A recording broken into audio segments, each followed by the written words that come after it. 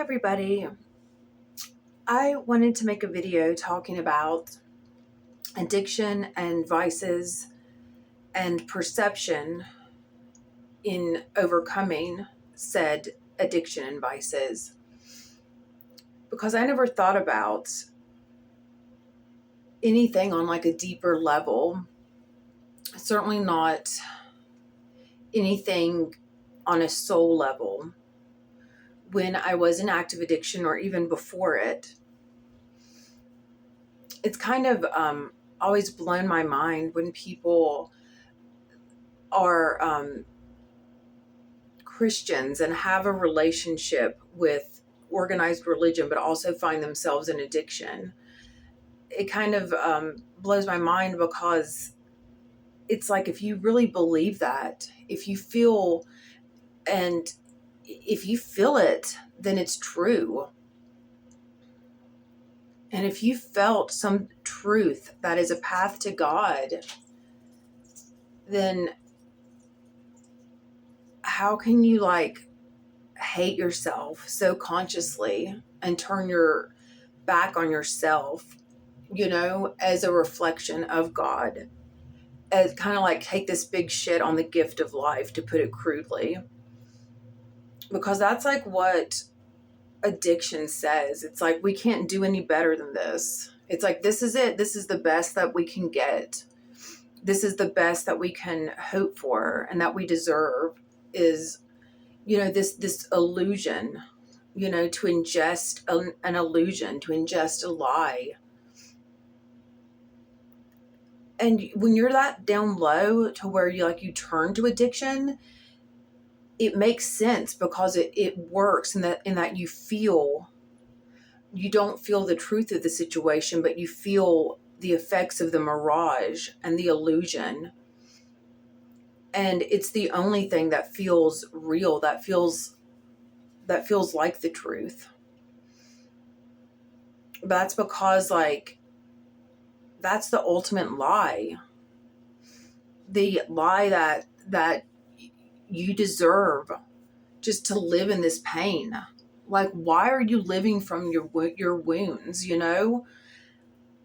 I never asked myself that. I never thought about that. Like, why am I living from this pain? And I guess I never thought about it consciously, because subconsciously it was such a given that it was all I deserved, that it was the best I could hope for.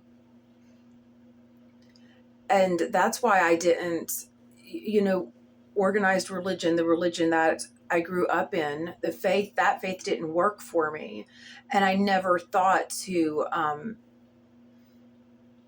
look deeper on my own path. The law of assumption, I started off with the law of attraction, just because I liked the idea of having a little bit of control, like the sentence, reality is what you think is happening now. That always hit me, and I found it very profoundly true. And the idea that the law of attraction, that we can consciously bring forth a life, or at least elements of a life that we choose, is very enticing. And when I got sober, the first thing that I could say, and this is the first thing I think anybody can potentially say, or at least a lot of people, the first thing they can say isn't like, where am I going, or what do I want to do next? But it's just like, okay, turning your back and saying no more. I don't know where I'm going. I don't know what comes next, but I know where I'm not going.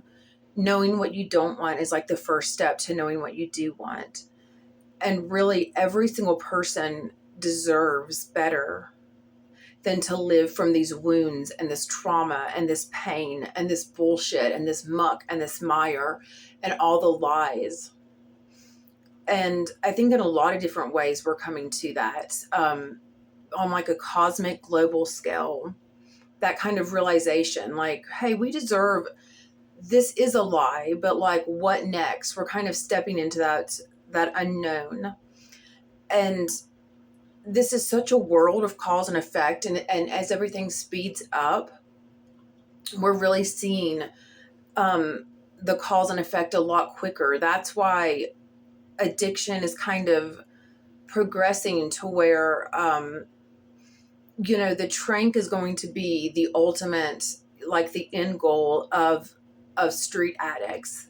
There's not going to be, in the very near future, there's not going to be any more fentanyl, let alone heroin or pharmaceuticals, or, it's just going to be the trank, and it's going to be in everything.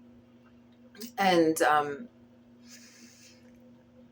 the reason why is because it's just like the natural progression of addiction. You're just going to be a walking expression of the poison that you are ingesting. And that real poison is the idea that this is all you are worth, is a lie that poisons you, that you're not worth any more than that. And I wish somebody had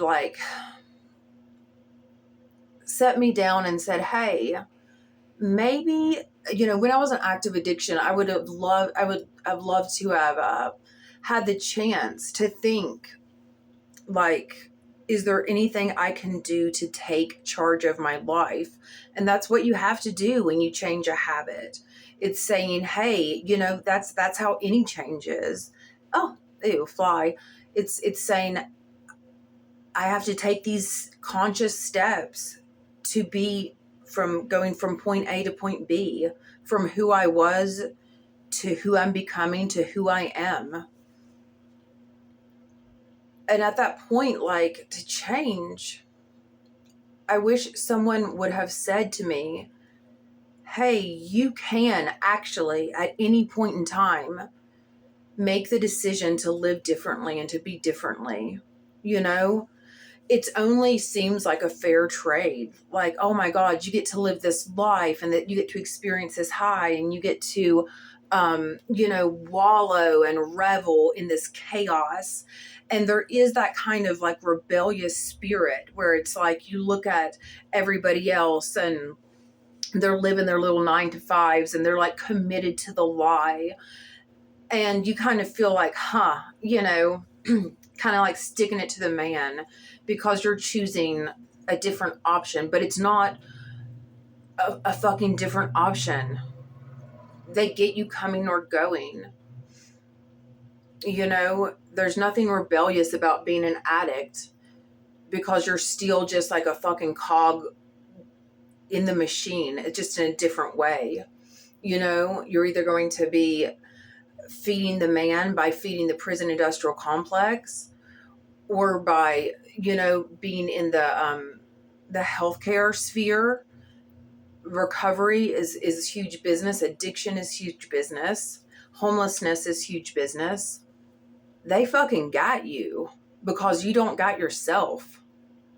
Because no one told us, nobody told me. It's just been through trial and much, much error.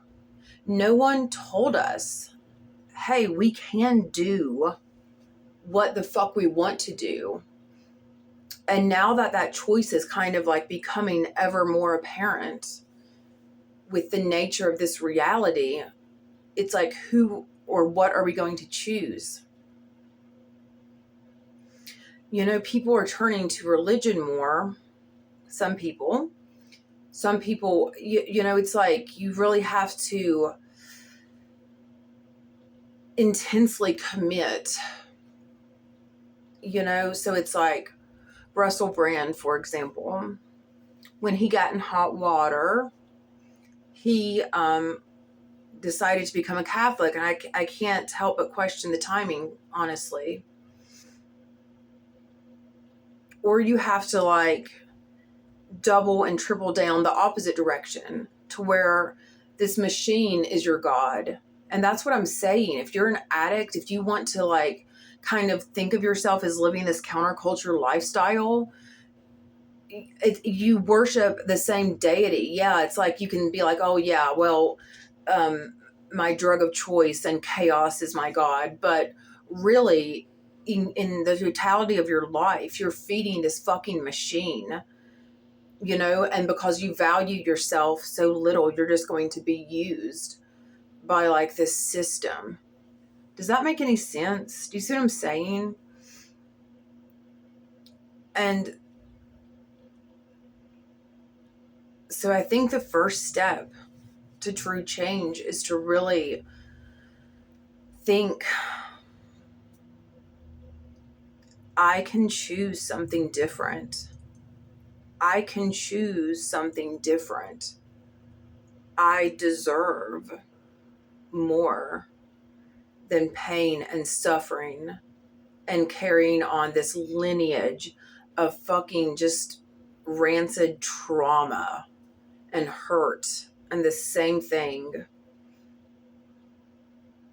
And it's like you live so much in the present with addiction, but it almost becomes like this fever pitch of like more. And you get so enmeshed in the present, you can really feel, even in the moment, that it's just like so hollow, it's so superficial, because it's like you can feel, if you when you're really like aware of it and entrenched in your addiction, that it's never fucking enough. You are truly trapped, as a prisoner of the present. And that's a reflection of being trapped in like the prison of your heart and soul and mind, and buying into the bullshit that like you don't deserve better than that you don't deserve to answer the question for yourself, like, who the fuck am I? Where am I going? What do I want? And like I said, when I began to get sober, it had nothing to do with answering those questions. It was just the first step was, who am I not? Where am I not going? What am I not going back to? And then I really loved that kind of idea, like I said, about the law of attraction. Like it makes sense, kind of, that you can get more out of life and kind of control the elements of reality the more consciously you operate within reality, within your own consciousness. It's like the one of the best things that Carl Jung ever said, like, to paraphrase, until you make the unconscious conscious, you will it will dictate your life, and you're going to call it fate, and you're going to be like, oh wow, that's fate. Oh wow, what are the odds? Oh wow, I guess this confirms, that was me, because I was I was so unconscious, but so many of us are. We're just living in the dark because we've bought into the system, the church or the motherfucking state. It's not a coincidence that on both ends of this machine, of this one entity that is the fucking matrix or whatever, on both ends of the church and the state, it's these like, entities with God complexes that just constantly, scream into a microphone, you are not worthy. You are not enough.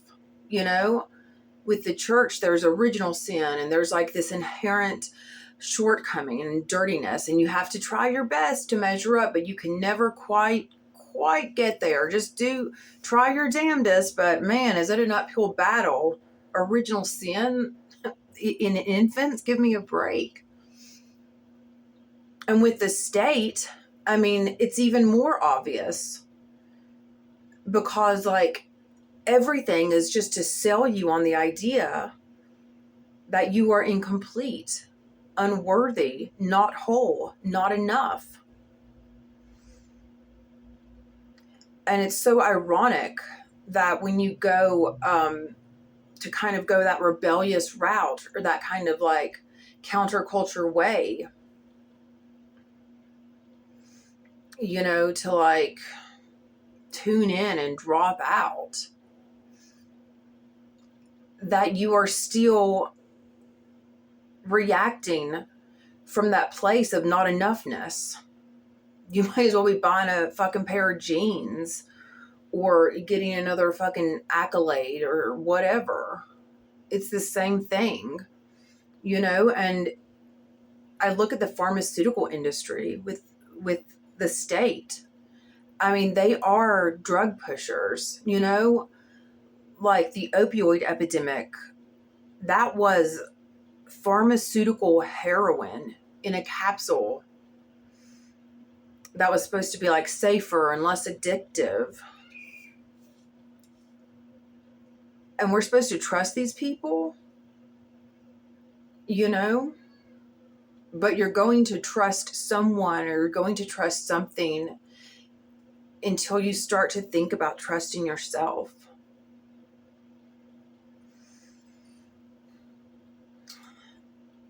And you know, the law of attraction, it really is deeper than that. You know, it starts off with the law of attraction, and then it kind of goes down to the law of assumption, what you assume. And then you kind of take it a deeper level, and it's like, okay, you know, we all know that that's true. What we assume is going to happen is so often what does happen. And then take it a deeper level and say, well, wait a second, I can change. I can choose what I'm going to assume. I can choose my thoughts. I don't have to be acting from a place of constant reaction, constant unworthiness, constant competition with everyone, including ourselves, you know?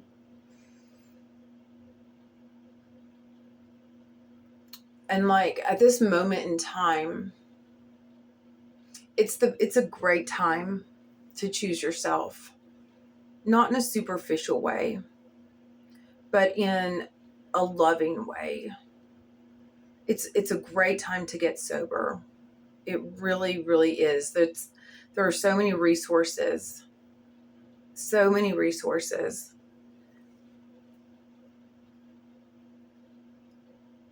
And it's like, you know, before, when you got sober, like, this is what I thought. I thought, God, what do I have to go back to? Go back to the real world. Well, that's a joke. That's a lie. But now at this moment in time, it's like, well, what do we have to go back to, or go to maybe for the first time? And it's like, we actually get to choose, and we can be aware that we have that choice, that we can fucking do it. Whatever it is, we just have to answer it. You know, it's not a one size fits all. It never was. That was the lie. You know, and maybe we don't have to be so concerned with what our neighbors are doing, or what, you know, the politics, or, you know, whoever wants to think whatever. Maybe if we can just look at our fucking selves